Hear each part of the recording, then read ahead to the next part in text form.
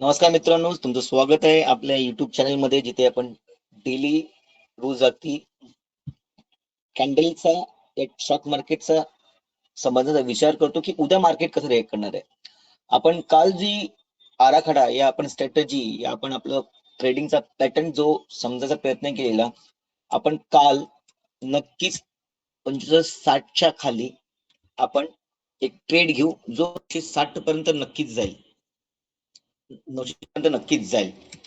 त्यामुळे 960 पर्यंतचा हा टार्गेट आज आपला चांगलाच हिट झालेला आहे आणि आपल्या लाईनीला या आपण लेवल्सला मार्केटने बरोबरच टच पण केलेलं आहे. म्हणजे आज सक्सेसफुल ट्रेड बोलू शकतो आपण, या एक डायरेक्शनचा ट्रेड बोलू शकतो. खूप लोकांनी आज प्रॉफिट केलेले आहेत, त्यांचं खूप धन्यवाद, अभिनंदन. धन्यवाद ह्यासाठी की त्यांनी आपल्या स्ट्रॅटर्जीवरती आपल्या सेटअप वरती काम केलेलं आहे, त्याचा प्रयत्न केलेला आहे. व्हिडिओ बघून या आपल्या विचाराने त्यांनी स्वतः ट्रेड केले, त्यांचे खूप अभिनंदन. बरं वाटतं की अशी ग्रीन मध्ये क्लोजिंग होणारी लोक भेटतात आणि एक प्रवास चालू होतो.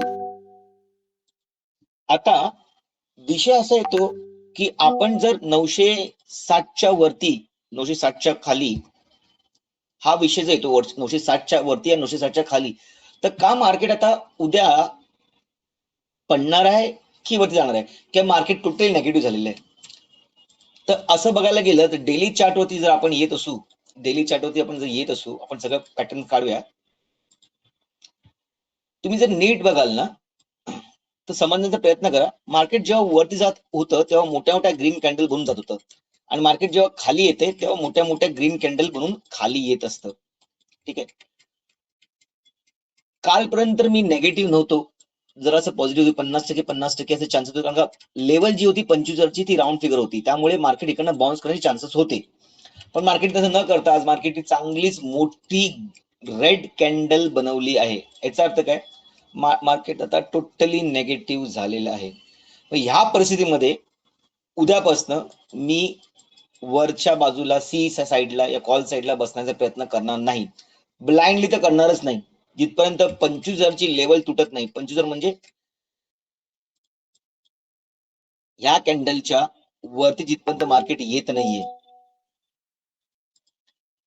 25,090च्या वरती जर मार्केट क्लोजिंग करत नाहीये, या 60च्या वरती करत नाहीये, तिथपर्यंत मी कुठल्याही कॉल पोझिशन मध्ये बसणार नाहीये. मी खालच्याच बाजूचा ट्राय करेन, प्रयत्न करेन, कारण का आता मार्केटचे टार्गेट्स खालच्या साईडला आहेत. बघा, ही क्लोजिंग पण इथेच भेटलेली आहे, त्यामुळे मार्केट आता ह्या इथपर्यंत येण्याचा प्रयत्न करेल, नक्कीच प्रयत्न करेल. कारण का तुम्ही जर बघत असाल, हा जो झोन आहे, जो मी गेल्या पण सांगितलं तुम्हाला, हा जो झोन आहे तो मार्केट कमी कमी मे, जून, जुलै, ऑगस्ट, सप्टेंबर 3-4 महिने झाले, त्याच्यावरती जास्त महिने झाले, मार्केट त्या रेंज मध्ये येण्याचा प्रयत्न करत आहे. त्यामुळे आता मार्केटची परिस्थिती एकदम क्लिअर आहे की मार्केट ह्या साईडला येईल. जिथपर्यंत एक मोठी ग्रीन कॅन्डल बनत नाहीये आणि ह्याला तोडत नाहीये, 25 लेवल तोडत नाही, तोपर्यंत मी वरच्या साईडला खेळायचा प्रयत्न करणार नाही.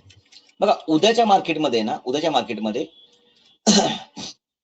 शक्यता मार्केट आहे ना फ्लॅट ओपन होऊन जर आजचा डे लो तोडत असेल तर मार्केटमध्ये चांगलाच टार्गेट भेटू शकतो, जो 700-750 नंतर असू शकतो. नीट आहे का? जर मार्केट आजचा डे लो तोडत असेल तर मार्केटमध्ये चांगलाच एक मोठा प्रॉफिट बुकिंगचा विषय होऊ शकतो. नाही तर मार्केट उद्या इथेच काहीतरी क्लोजिंग देऊन बंद होण्याचा प्रयत्न करेल.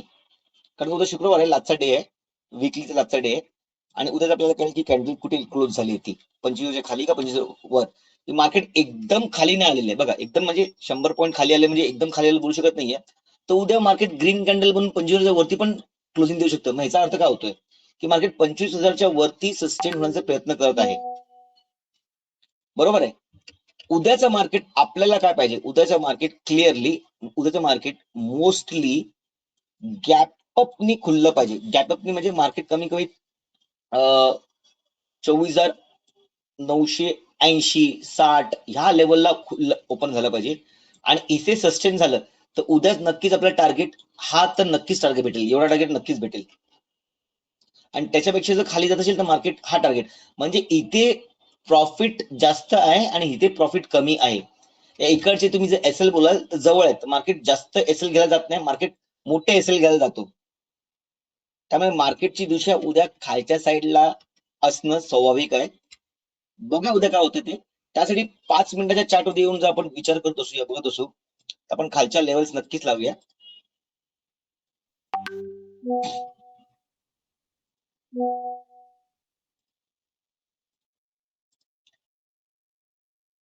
मार्केट 700 750 पर्यंत येण्याचा नक्कीच प्रयत्न करेल. हा असा समज आहे टेक्निकल वरती. ठीक आहे. त्यासाठी मार्केटला आपण ह्या लेवल्स काढूया आता. कारण आता ह्या लेवल्स कशा हर वेळेला लेवल्स चेंज होत राहतात. ठीक आहे. हर वेळेला लेवल चेंज होत राहतात. नो ट्रेडिंग झोन पण तुम्हाला नक्कीच दाखवेन मी.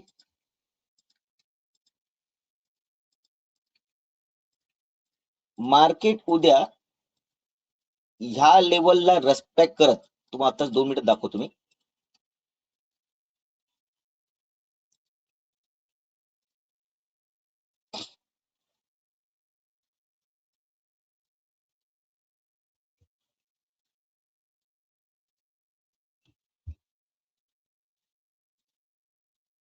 बघा मार्केट उद्या कमीत कमीत इथे ओपन झालं पाहिजे, या ग्रीन लाईनच्या वरती नाही.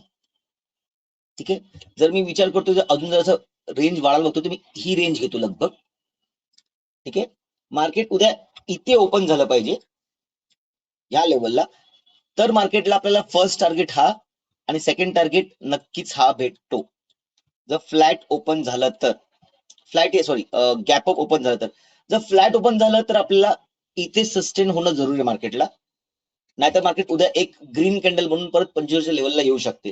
तर उद्याच आपलं बहुतेक मार्केट खूप क्लिअर असणार आहे. जास्त काही व्हिडिओ मोठा बनवायची गरज नाहीये, कारण का आपण खूप क्लिअर आहे. आपण एकाच साईडला बसणार आहे. कालपर्यंत आपण 2 साईडला बसायचा विचार करतो म्हणून व्हिडिओ जर डिटेलमध्ये बघत होतो.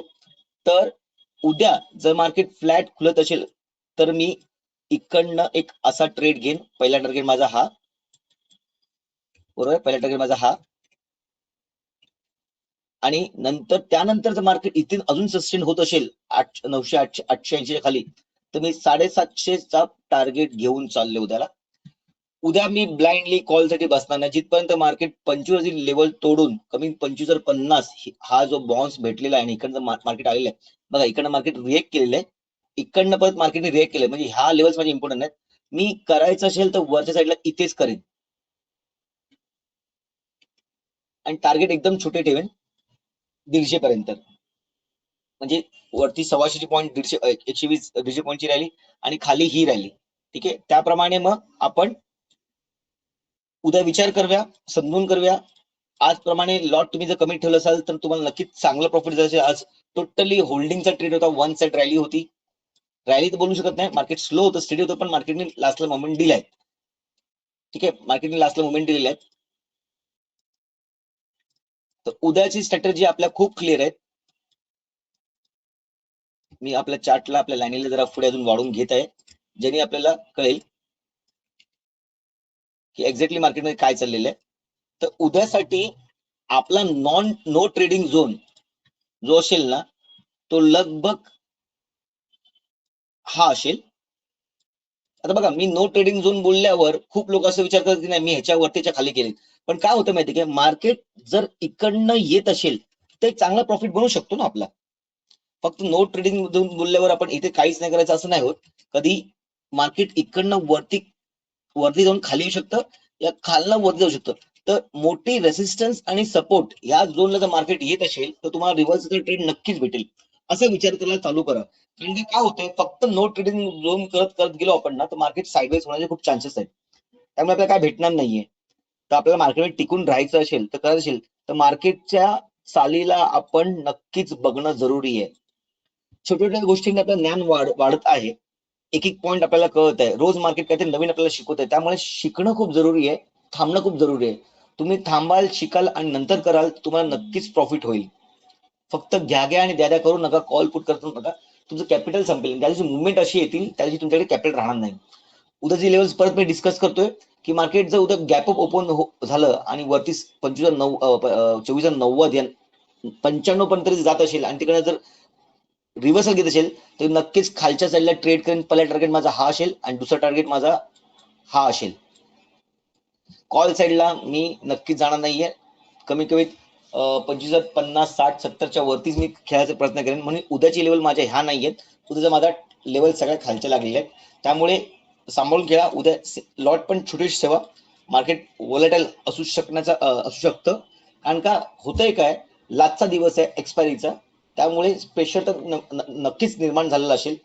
सेन्सेक्सची एक्सपायरी काल झाली महिन्याची, नवीन आता कॉन्ट्रॅक्ट चालू झाले असतील, तुम्हाला माहिती आहे ती गोष्ट. त्यामुळे सांभाळून खेळा. पहिले समजा, शिका, त्यानंतर काहीतरी करा. सायकोलॉजी हा विषय खूप इम्पॉर्टंट आहे. आता ह्या ज्या मांडण्या आपण करतोय ना, कुठला इंडिकेटर ना कुठला वेपन वापरतोय, आपण फक्त सायकोलॉजी करतोय, लेवल्स वरती काम करतोय, त्यामुळे आपल्याला प्रॉफिट होत जात आहे. लेवल्स वरती काम करण्याने आपल्याला प्रॉफिट जास्त होतं. तर तुम्ही इंडिकेटर पॅटर्न चार्ट वापरता, तुम्हाला क्विक ट्रेड करायला लागतो. 2 मिनिटामध्ये, 3 मिनिटं, 5 मिनिटात एंट्री संपवावी लागते.